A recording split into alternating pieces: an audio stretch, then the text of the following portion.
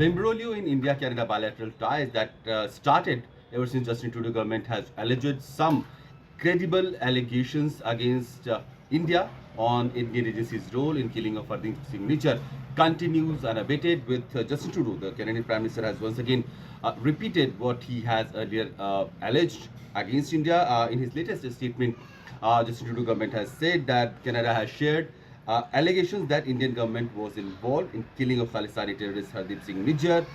Trudeau has, however, failed to again provide any statement or any evidences, and these allegations means nothing as long as Trudeau government doesn't share these things. Meanwhile, U.S. Secretary of State Antony Blinken has also reacted on this standoff, the diplomatic standoff between India and Canada on the killing of Hardeep Singh Nijjar, and he has said that we are deeply concerned about the allegations that the Canadian PM Trudeau has leveled, and he's also said that we want to see accountability, and it's important that the investigation run its course and lead to the results. So this has been the standard position of USA ever since this controversy has started.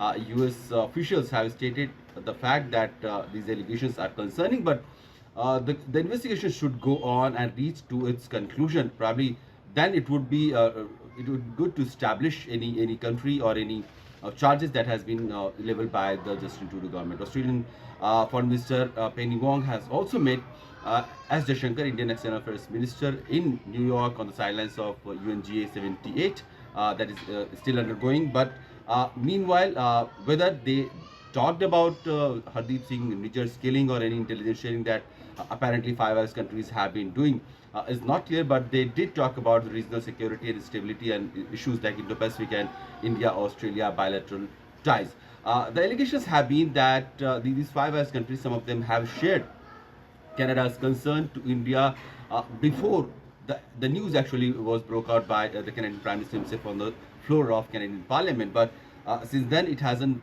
been substantiated by the Canadian authorities. There have been some media reports, trickling in Canadian, official media, that there are some sources in the government of Justin Trudeau that are confirming that they have some human intelligence as well as signal intelligence also that establishes Indian agencies or Indian diplomacy's role apparently in the killing of Hardeep Singh Nijjar.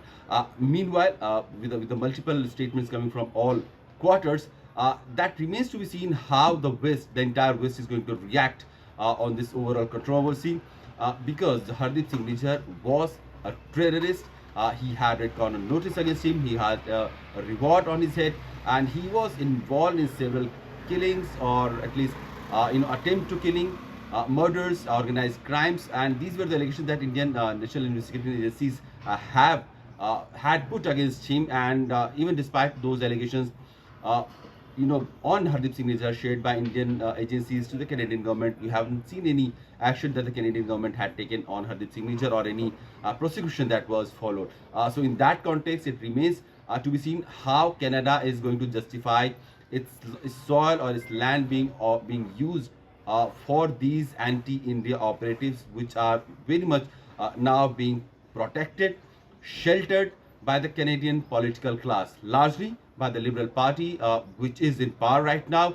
Meanwhile, we have seen Canadian Canadian opposition leaders also trying to ensure the safety and security. They are coming out with statements saying that there have been some instances of hate speech or anti-India, anti-Hindu statements or threats or intimidation coming on social media, and in that context only,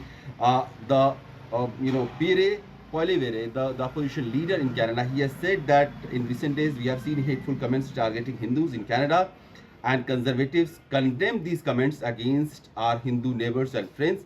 Hindus have made invaluable contribution to every part of our country and will always be welcome here.